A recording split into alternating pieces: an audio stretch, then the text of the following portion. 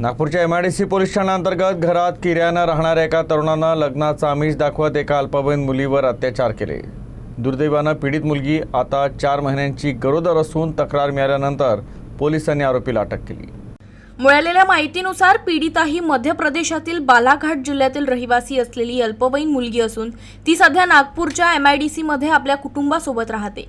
आरोपीची ओळख कुणाल ठाकरे अशी पटली असून तो पीडितेच्या घरात भाडेकरू म्हणून राहत होता। ही घटना 5 जानेवारी 2026 रोजी घडली, जेव्हा पीडिता घरी एकटी होती।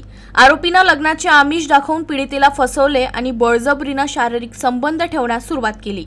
हे 30 एप्रिल 2026 पर्यंत सुरू होतं। त्याच काळात पीडिता गर्भवती झाली। त्यानंतर तिच्या कुटुंबियांना या प्रकरणाची माहिती मिळाली। पीडितेने MIDC पोलीस ठाण्यात तक्रार दाखल केली। पीडितेच्या तक्रारीवरून पोलिसांनी बलात्कार आणि पॉक्सो अंतर्गत गुन्हा दाखल करून आरोपीला तात्काळ अटक केली आहे।